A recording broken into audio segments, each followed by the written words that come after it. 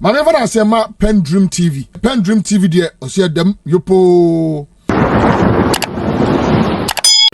You are once again welcome to PENDREAM TV, the only channel that brings you the best and latest updates in politics. If you are new here, please don't forget to subscribe for more videos, like and also share to other members to watch as well. Thank you.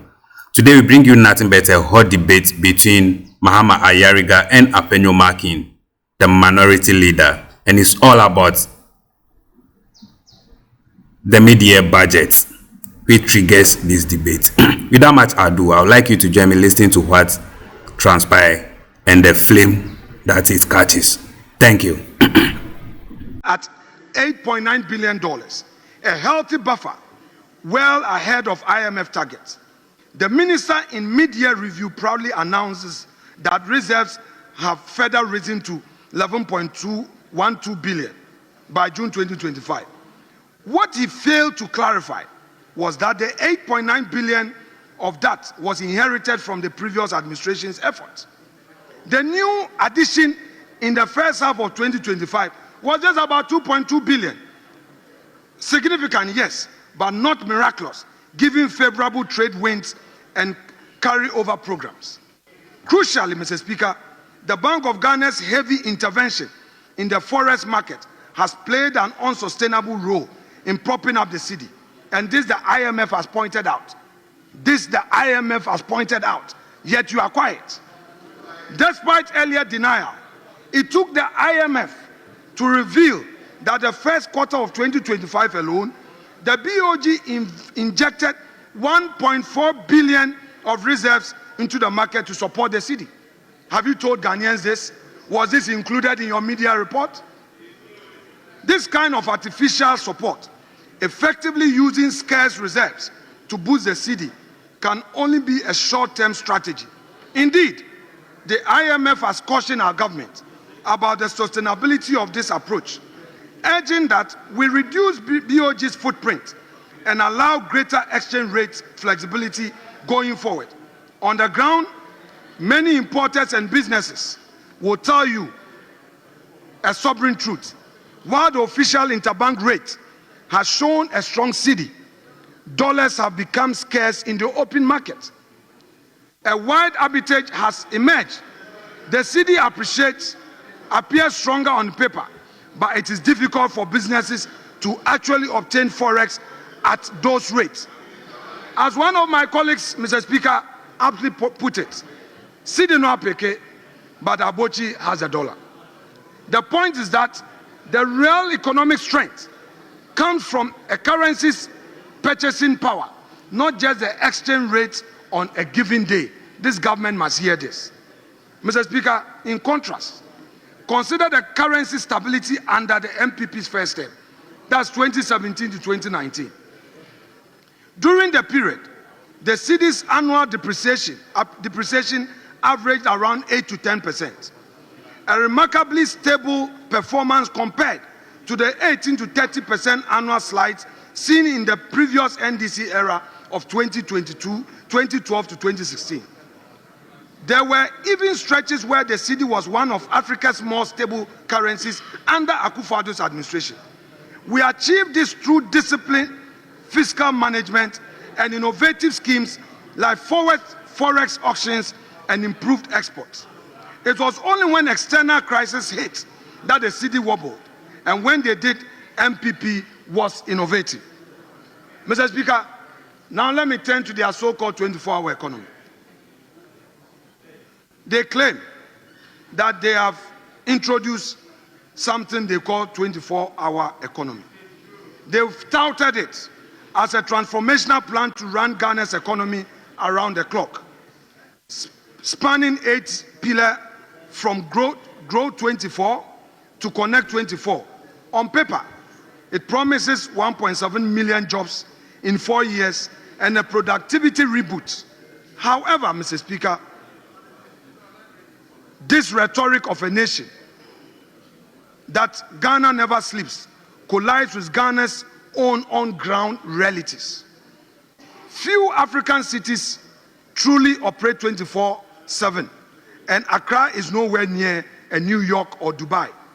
What we expect is for the government to make investment in the private sector. But there are no such signs. All they know is to focus in promoting galamsey. Tripling daily operating hours in key sectors sounds impressive, but visibility is questionable.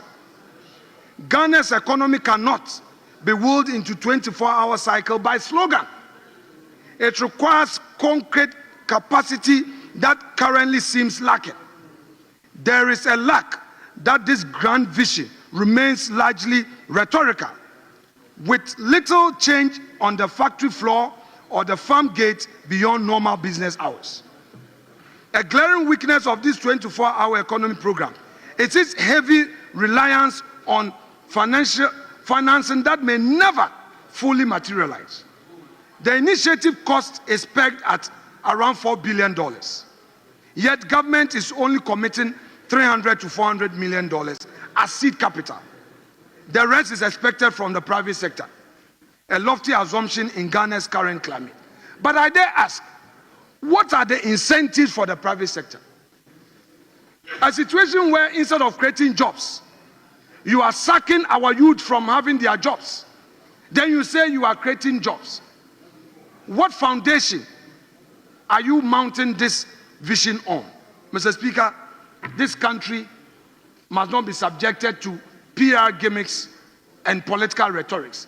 We want action, and the NDC must know that the clock is ticking. We do not have time. Your 4 years, almost 7 months gone. Time is not on your side. Do something before the people boot you out. Mr. Speaker, even if money is found, implementation bottlenecks abound. A 24-hour economy needs reliable 24-hour power supply. Do we have a reliable power supply? Since you came, doomsday is what we see. The minority has suggested to this government that pursue reforms at ECG. Reforms were started. Pursue, and we will support you. What you are instead doing is coming out with new levies, because that is a convenient way. We want to tell you that if you are serious about this 24-hour economy, your duty is to undertake reforms and focus on agriculture. What you are doing will take you nowhere. You cannot continue to impose levies. At ECG, you started with 14% and then ended with another 2.7%. Then you came with another doomsday levy, all in an attempt to resolve the crisis. Yet, the key thing to pursue, which is a reform, you have abandoned it. Are you serious, or you are still in rhetorics? Mr. Speaker, now they claim a certain big push, and they have selected certain roads that they claim that these roads will be constructed. Mr. Speaker, we wish them well. However uneven we found these to be, at least we want to give you the chance. Let's see how you roll them out in the next 6 months. Mr. Speaker, we call on the NDC to acknowledge the investment that were made in the educational sector. Happily, Dr. Educhum is in this chamber. The investment made by he and Matthew Opoku Prempeh as sector ministers. Mr. Speaker, in the education ministry, not only did we roll out the free SHS, we also, Mr. Speaker, came up with a TVET, make sure that the TVET was free, and also introduced the STEM program. Mr. Speaker, you may have to. Mr. Speaker, to date. Honourable member, just address the chair. Very well. Mr. Speaker, to date, over 3.1 million Ghanaian students have benefited from the free SHS. They've gained access to education, a thing that many Ghanaian youth never dreamed of. Mr. Speaker, the NPP must be commended. Mr. Speaker, we would want to conclude by urging the NDC. You have an opportunity to govern. Focus on governance. Create a Ghana that is an opportunity for all. Stop hounding the Chief Justice. Stop politicizing the judiciary. Focus on a Ghana that will be attractive for all. Focus on a Ghana that all of us will be proud to be citizens of. Do not think that the power you have will last forever. The power you have is left with 3.5 years. Mr. Speaker, we have had our chance. We've made our mistakes. We have come out with chalk successes. And we admit that we couldn't have been perfect. But the expectation is that you who said you could do it better can do it better for all to see. Mr. Speaker, that said, and without more, I would want to thank you for the opportunity granted me. And may God bless our homeland, Ghana. Thank you.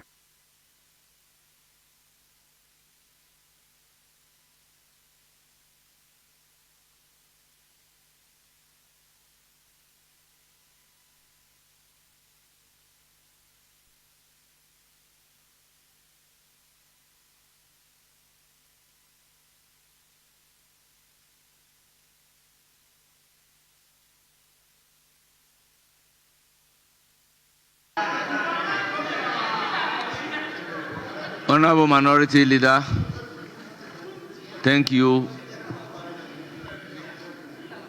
Thank you very much. Thank you very much, Right Honorable Speaker. And let me also thank my colleague, the Minority Leader, for his remarks on the mid-year budget, mid-year review of the budget statement that was presented to this House. The motion before this House is that this Honorable House approves the mid-year review of the budget statement and economic policy of the Government of Ghana for the 2025 financial year.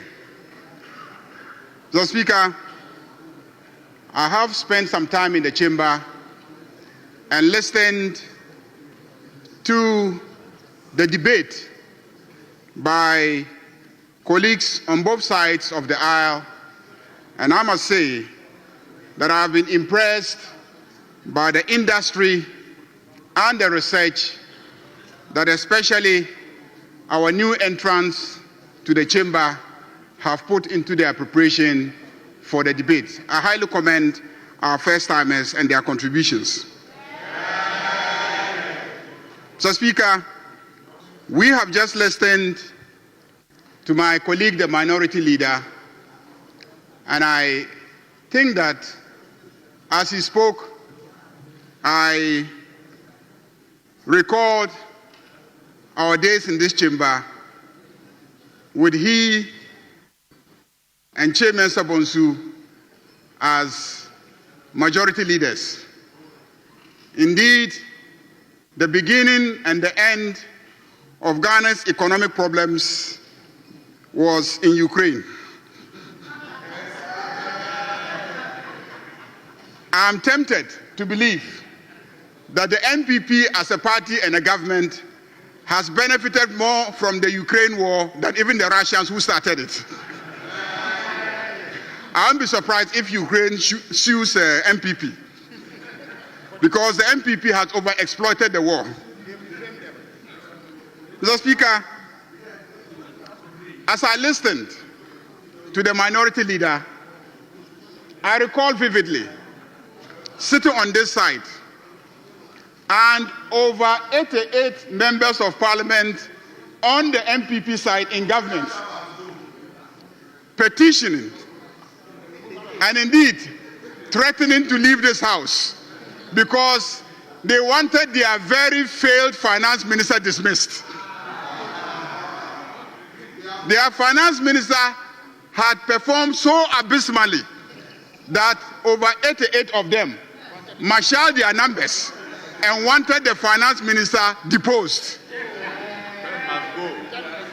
And I am surprised today to hear the Minority Leader attempt to obliterate that record from our history. I hereby remind you. Which finance minister? You are boasting of social intervention programs. Ken Ofori-Atta capped every single social intervention fund in this country. Get Fund was capped. Common Fund was capped. NHI was capped. Every social intervention was capped. Road Fund was capped. Mr. Speaker, it is not a question of who started a social intervention program. The question is who most efficiently ran a social intervention program. And I can say with pride and confidence that since assuming office, John Dramani Mahama and his Minister of Finance have demonstrated greater commitment to social intervention than anybody has ever done. We have uncapped Get Funds. We have uncapped Common Fund. We have uncapped NHI Fund. And we have not only uncapped them, but since assuming office, we have been up to date in payments, and none of those funds have been deprived of any funds. That is how to demonstrate commitment to social intervention funds. Not to start them, but to sustain them and to execute them to the letter of the laws that establish them. Mr. Speaker, I almost laughed and fell from my chair when he mentioned that President Akufo-Addo constructed 13,000 kilometers of roads. 13,000 kilometers of roads. 13,000 kilometers of roads.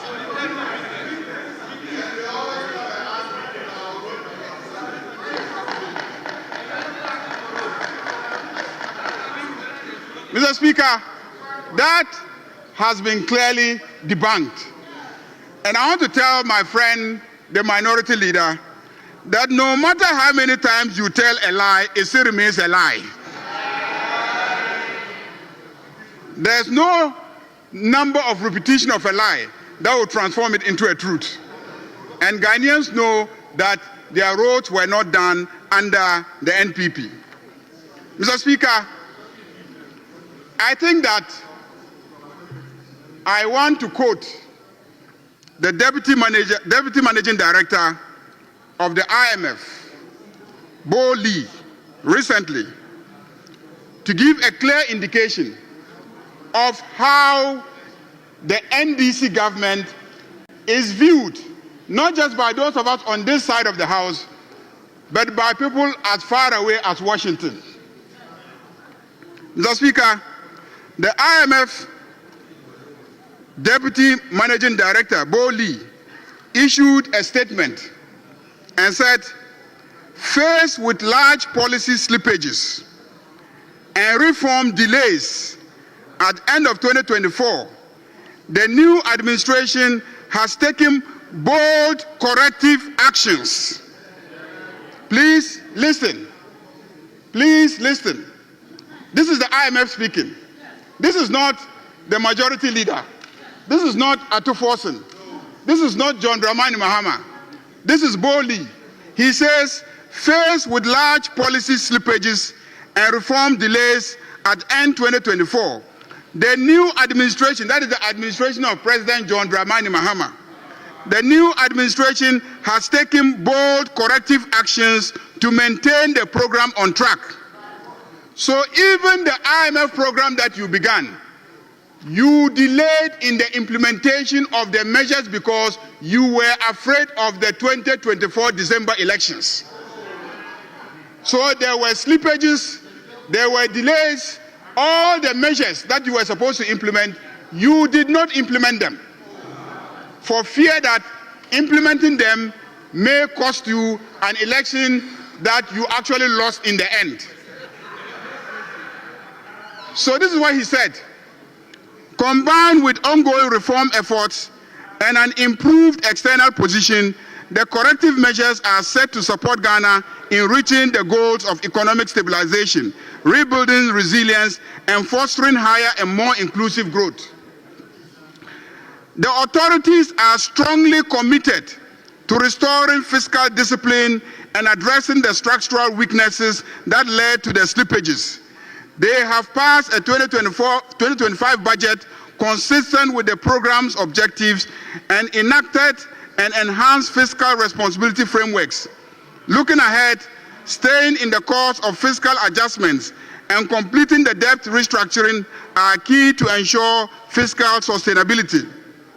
Mr. Speaker, so it is not just the minister, but the IMF have given a clear indication that the measures we have put in place are the right measures. Mr. Speaker, it is not just the IMF. The various credit rating agencies, Fitch, and all of them have given a clear indication that Ghana is on the right path. Ghana's economic reform efforts have received a major boost as global rating agency Fitch upgraded the country's long-term foreign currency issuer default rating IDR from restricted default to B- with a stable outlook. And that is not just Fitch. All the others have given us a very positive rating. Mr. Speaker, civil society groups, everybody knows Imani Ghana. Everybody knows that they are a very impartial organization. When it is A, they say it is A. When it is B, they say it is B. After the Minister for Finance delivers his mid-year review to this Parliament, the President of Imani Africa, Franklin Kujo, clearly threw his support behind the Finance Minister and the policy measures that he has been implementing. Mr. Speaker, when you look at the media review, you will take 10 key points. The media review does not request for extra funds. We're not asking for extra funds. An approval is requested, but the approval is simply based on the fact that there is some multi-year expenditure item and Section 33 of our PFM Act indicates that it has to receive parliamentary approval. Mr. Speaker, very good news reported in the mid-year report. Public debt dropped by 113.7 billion Ghana cedis. Mr. Speaker, the NPP left us with a debt exceeding 726.7 billion Ghana cedis. 726.7 billion cedis. Mr. Speaker, within 5 months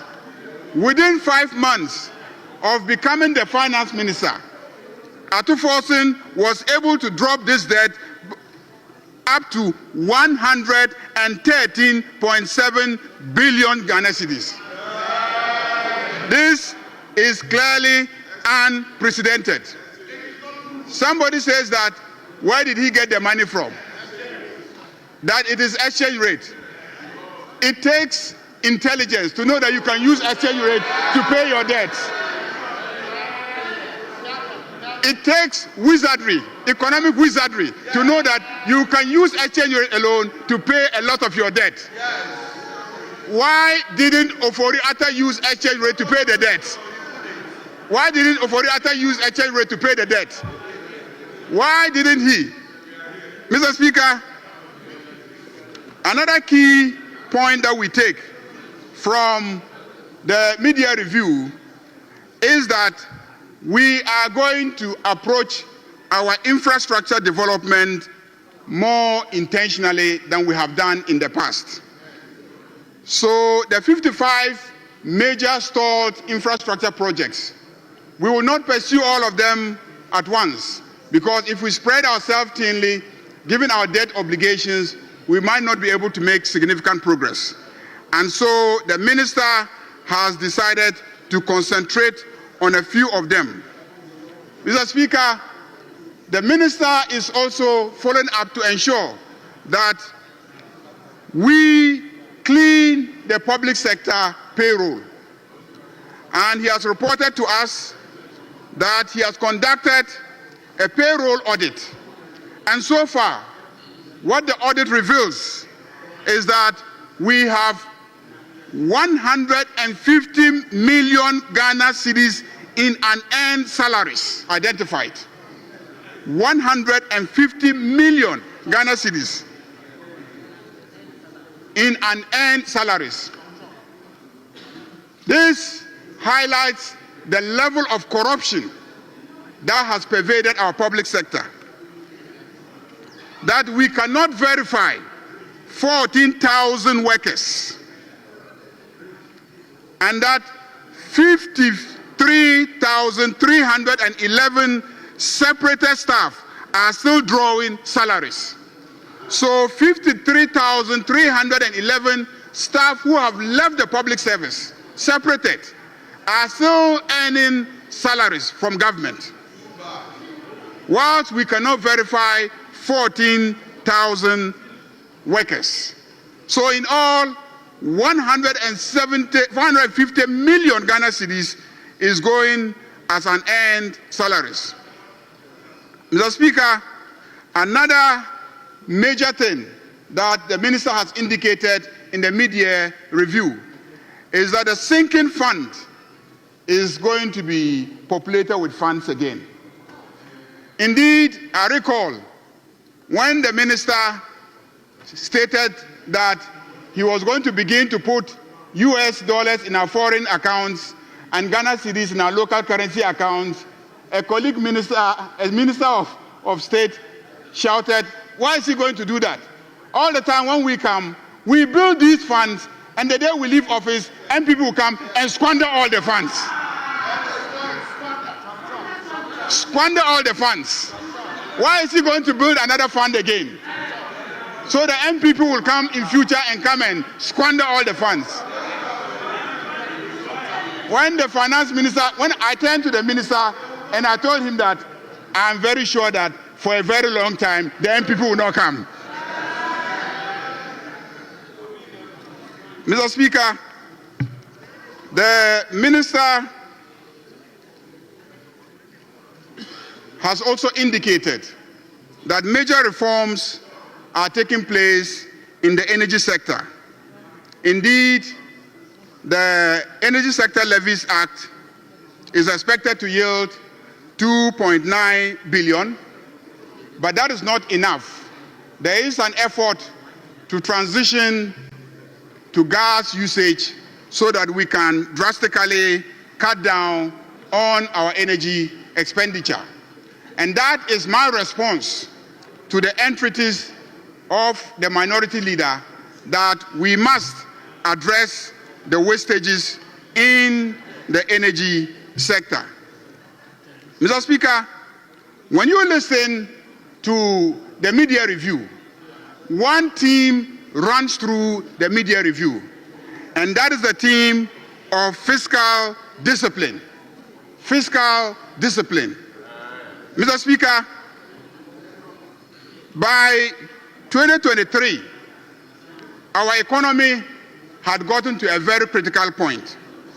Our debt to GDP ratio had peaked to 84%. Inflation had soared to 54%. Mr. Speaker, I could not believe it to hear that fiscal deficit shrank from 10.7% of GDP in 2022 to 1.1% of GDP in 2025. These are measures that could not have been achieved without painful fiscal discipline. I was also impressed to see that our debt to GDP had also declined from 84% to 43.8%. Mr. Speaker, clearly, I have heard my colleague and the NPP complain about lack of spending. Lack of spending. We are not spending. We are not spending. Mr. Speaker, it is true that we are not spending on wasteful expenditures.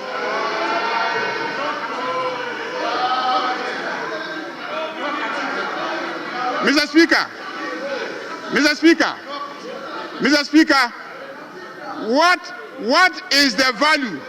What is the value to the state when you spend 280 million Ghana cedis building a structure that you are supposed to spend 81 million Ghana cedis building? What is the value to the state? So that you can boast that you were spending, and you spent 280 million Ghana cedis to build the Bank of Ghana headquarters when you were told that you could build the structure with 81 million Ghana cedis. Mr. Speaker, what is the value? What is the value of spending?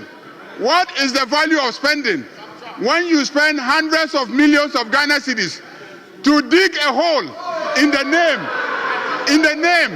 of building a cathedral for God? What is the value of spending? How can you commend yourselves for spending when you are spending monies digging holes and cathedrals were not emerging from those holes? Mr. Speaker, it is true that we may not be spending as much as you would want us to spend, but that is because we will not engage in wasteful spending. Mr. Speaker, I have heard the minority leader's response to the minister's accusation that the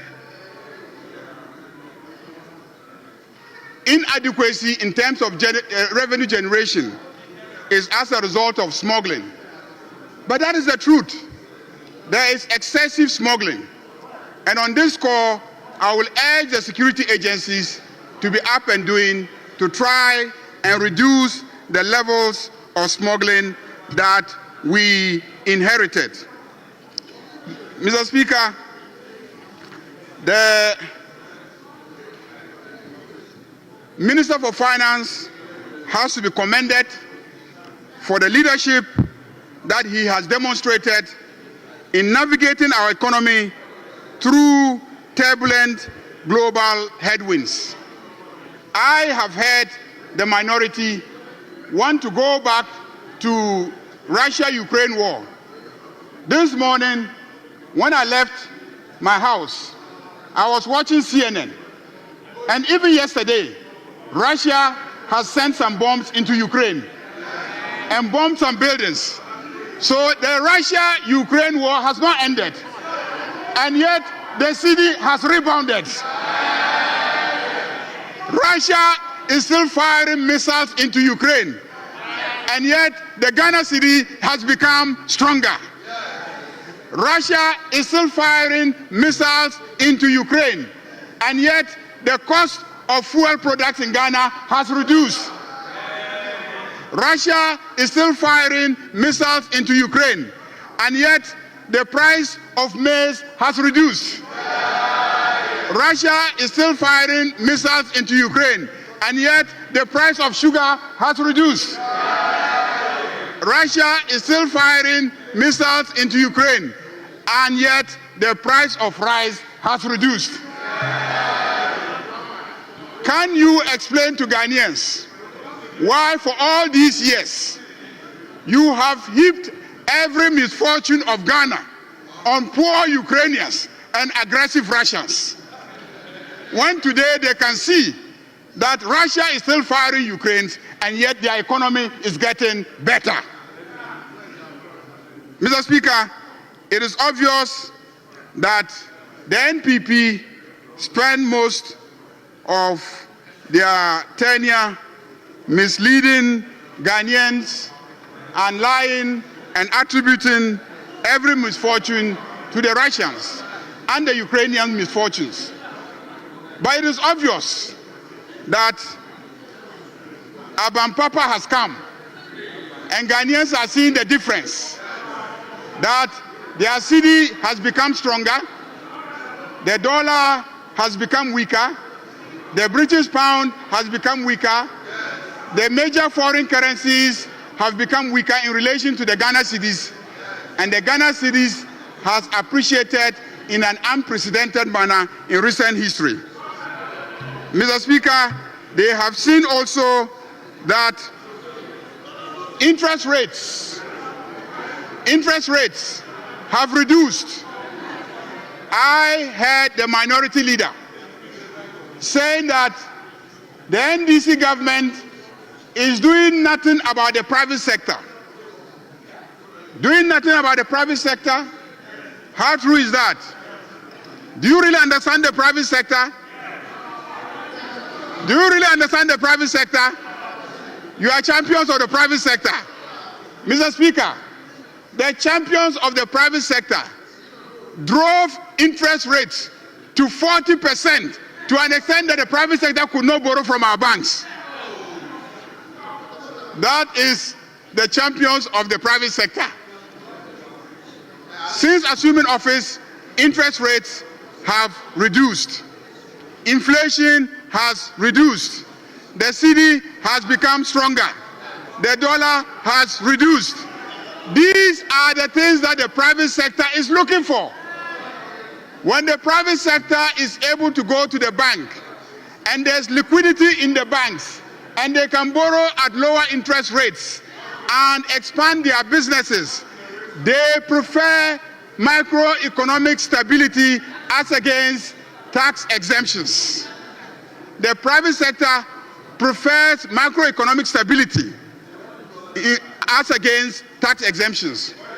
So the era when every day we were inundated in this house with applications for tax exemptions instead of focusing on driving interest rates down, on reducing inflation, on reducing the exchange rate so that businesses can thrive and create jobs for the people, those days are long gone. Mr. Speaker, in 6 months, barely 7 months, the private sector is becoming the real engine of growth. The real engine of growth. I listened to the minority leader. He asked about jobs. He asks, where are the jobs? Where are the jobs? The jobs are occurring in the private sector. There's a lot of money in the banks chasing businesses. Just walk out and ask any banker. A lot of money in the banks chasing businesses. Do you know why? They are chasing businesses because government has stopped borrowing from the local banks. Indeed, I've just heard a colleague MP say that it's not just the private sector. Indeed, they are chasing MPs with loans. Mr. Speaker, so the economy is doing well. Growth has rebounded.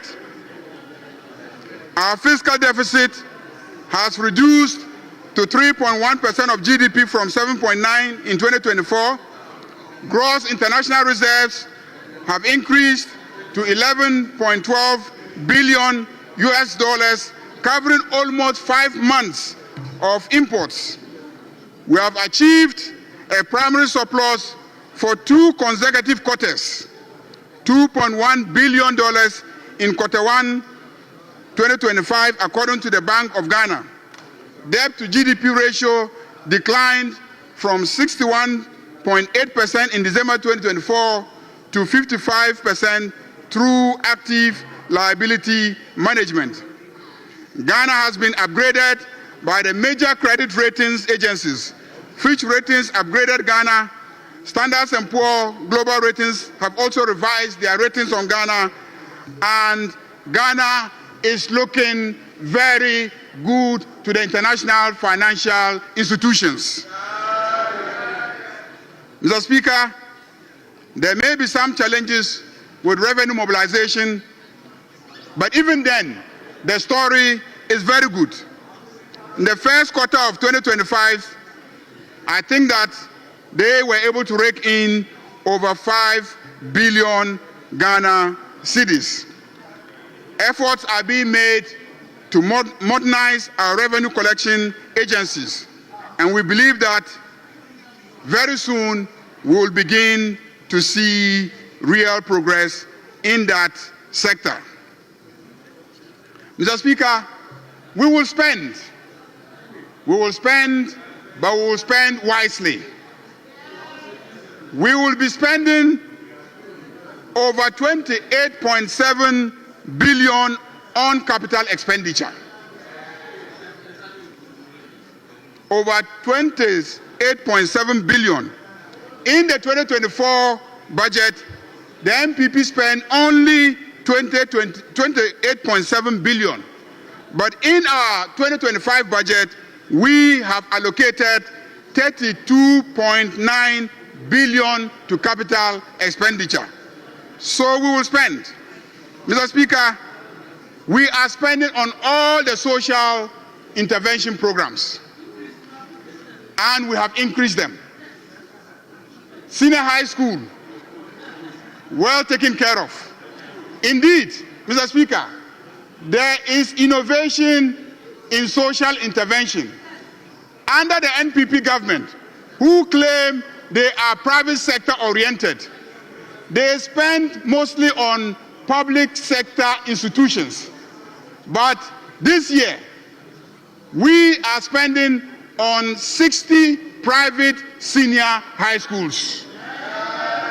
So we're not only spending on government senior high schools, but we're also spending on some private senior high schools. So we are including the private sector, even in spending on social intervention. We have increased the allocation to LEAP. We have increased the capitation grant. We have increased almost every social intervention program. Mr. Speaker, we are strategic in our direction. We are going to focus on agricultural transformation. Indeed, we are already beginning to see progress in the agricultural sector.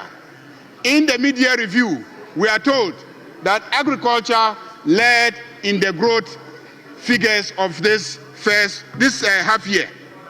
So clearly, we are making progress in the area of agriculture, and that is how we intend to drive down food inflation.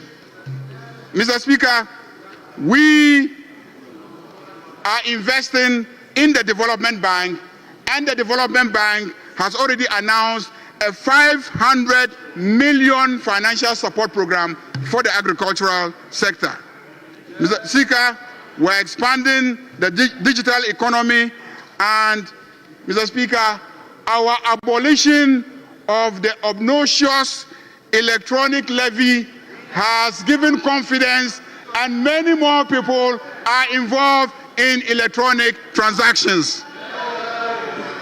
In April 2025 alone, mobile money transactions reached an all-time high of 351.7 billion Ghana cedis. Mobile money transactions in April alone reached an all-time high of 351.7 billion Ghana cedis. Mr. Speaker, that is how much confidence Ghanaians now have, having abolished the electronic levy, and Ghanaians are using the electronic highway to transact their businesses. the number of transactions increased from 764 million transactions in March 2025 to 778 million transactions in April. That's just 1 month jump.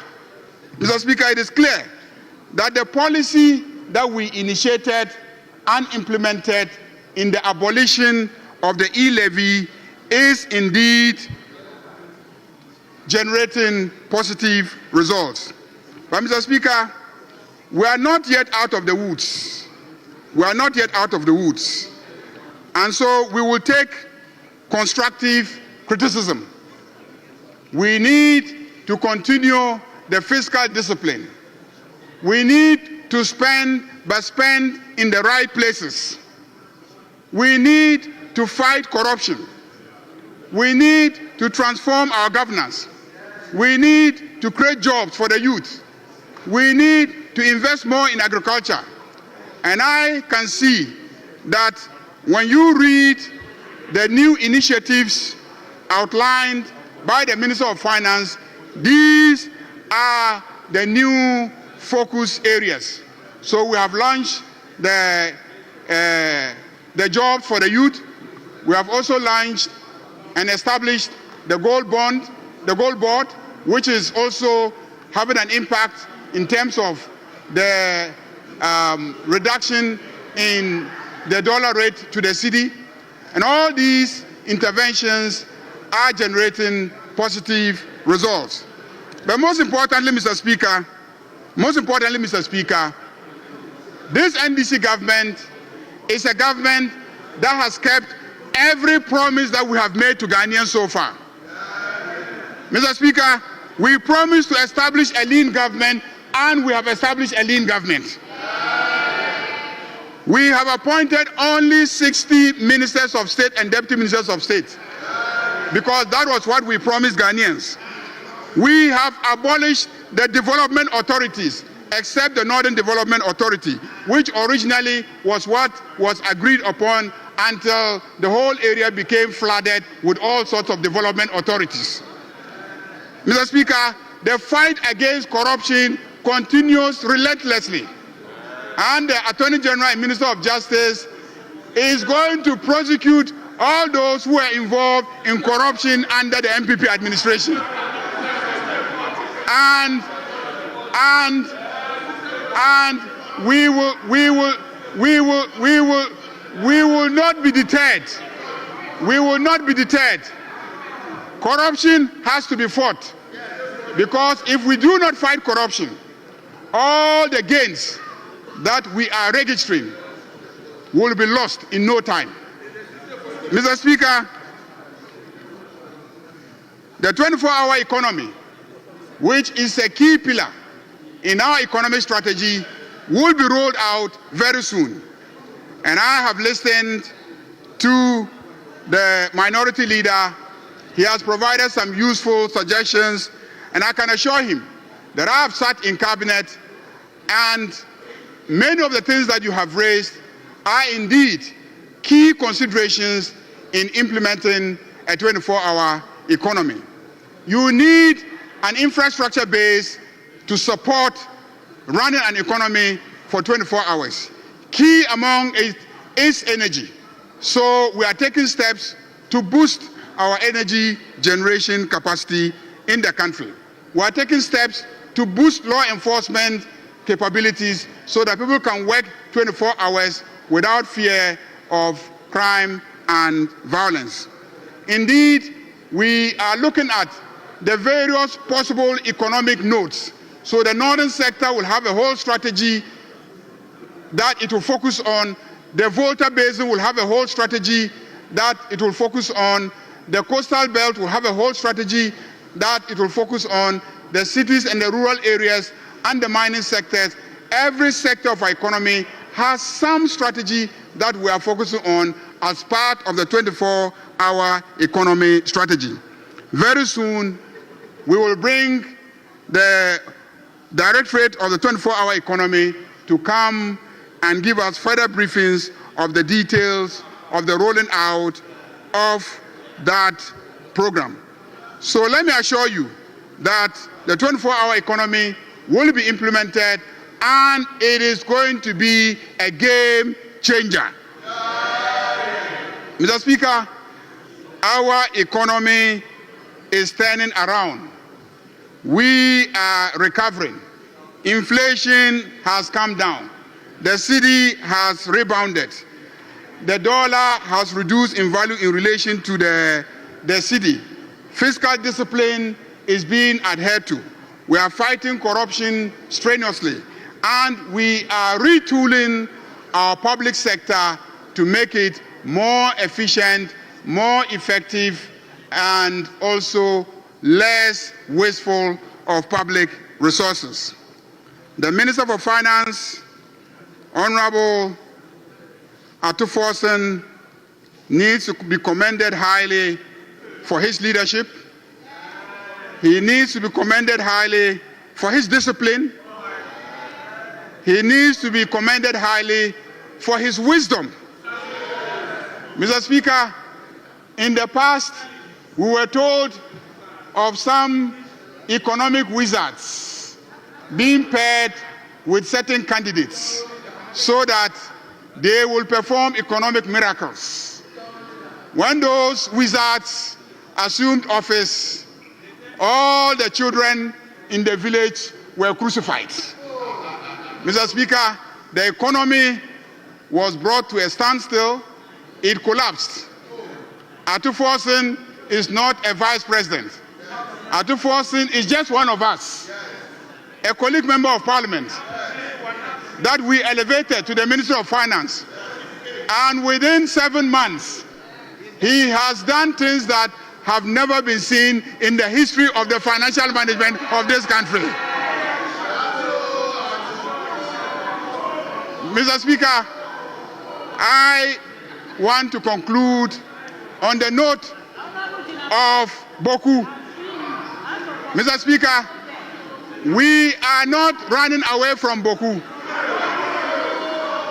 We, NDC government, we are not running away from Boku. Mr. Speaker, Mr. Speaker, Mr. Speaker, for those of you who have chosen to have a very short memory, Boku was a very peaceful place from 1984 till 2001 when Kufuor took over as president. That is it. Those are the facts. Mr. Speaker, Mr. Speaker, Mr. Speaker, Mr. Speaker, you don't know about Boku. Let me tell you about Boku. And you can go and check the records. If you want us to debate it, I can fix a date and we'll debate it and I'll give you the records. Mr. Speaker, the problem in Boku was caused under the NPP administration. Under the NPP administration. That is what happened. Once Akufo-Addo was president, he allowed somebody to be appointed as a rival chief in Boku, and that is the cause of the problem. And once Akufo-Addo was president, that rival chief was taken into Boku. That is the cause of the problem of Boku. And I am assuring you that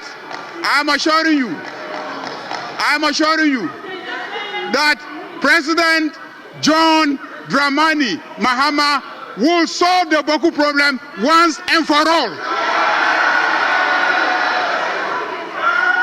Boku problem will be solved once and for all by John Dramani Mahama. We are not rushing. We don't want to be populist. We have confidence in the Asantehene, and we leave the matter in his hands. And I can assure you that Boku will be solved. Mr. Speaker, on that note, let me thank our friends in the minority. Why am I thanking them? They stayed away from the presentation of the mid-year budget. But they have come to debate the mid-year budget. So I thank them. Let me thank the majority, because we have been steadfast with the Minister of Finance, supported him, implemented all his policies, enacted all the legislation that has enabled the positive gains that we are seeing in the economy to inure to the benefit of ordinary Ghanaians. I thank you very much, Mr. Speaker. I thank you very much. Thank you for choosing us. Thank you for making us your #1 channel on YouTube. We much appreciate you for doing that, and we urge all newly viewers to also subscribe for more videos, like and also share to other members to watch as well. Thank you. We have more in stock, and we urge you to subscribe and turn the notification bell on. We'll be right back. Thank you. PENDREAM TV now, so far so good. Say open online portal e wo Ghana. Nipa share, nipa follow, nipa comment here. To my best of knowledge, without any biases, PENDREAM TV.